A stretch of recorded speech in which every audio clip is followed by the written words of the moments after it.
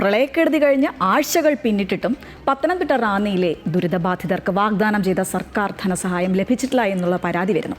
മിന്നൽ പ്രളയത്തിൽ കനത്ത നാശനഷ്ടങ്ങൾ നേരിട്ട വ്യാപാരികളും നാട്ടുകാരും ഇപ്പോഴും പൂർണ്ണമായും കരകയറാനാകാതെ.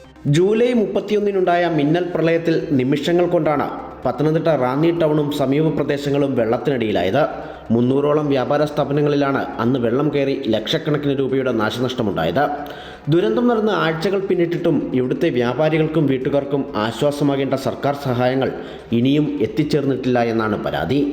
ഇവിടെ മുഖ്യമന്ത്രി വന്ന് കണ്ട് നമുക്ക് 10,000 രൂപ അടിയന്തര സഹായം പ്രഖ്യാപിക്കുമെന്ന് പറഞ്ഞ് പോയി. പിറ്റേ ദിവസം മന്ത്രിസഭ കൂടി 10,000 രൂപ ഉടനടി പെട്ടെന്ന് ഇത് ക്ലീൻ ചെയ്യാനും മറ്റും 10,000 രൂപ അടിയന്തരമായി പ്രഖ്യാപിച്ചതാണ് മന്ത്രിസഭയിൽ.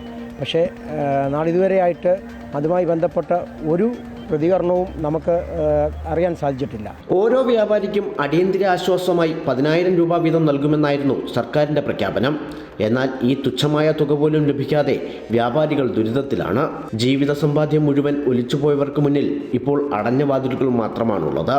എൻ്റെ കട മൊത്തം പോയി. എനിക്കൊരു 24 ലക്ഷം രൂപയ്ക്കകത്ത് നഷ്ടമുണ്ട്.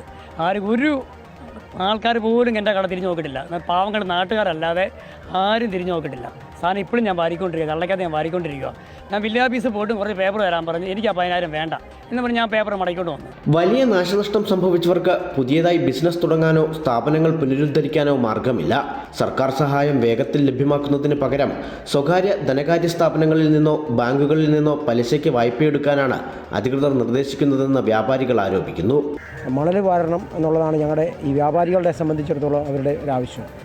പിന്നെ സംസ്ഥാന സർക്കാർ വ്യാപാരികൾക്ക് ഈ നാശനഷ്ടം കണക്കാക്കിക്കൊണ്ട് നല്ല രീതിയിലൊരു സഹായം ചെയ്തില്ലെങ്കിൽ ഇവിടുത്തെ വ്യാപാരികൾ മുഴുവൻ കഷ്ടത്തിലാകുന്ന ഒരു സ്ഥിതിയാണ് ഉണ്ടായിട്ടുള്ളത്. അടിയന്തര ധനസഹായം ഉടൻ വിതരണം ചെയ്യുമെന്ന പ്രഖ്യാപനങ്ങൾ വെറും വാക്കുകളായി ഒതുങ്ങുമ്പോൾ ജീവനോപാധി കണ്ടെത്താൻ പാടുപെടുകയാണ് റാന്നിയിലെ വ്യാപാരികൾ.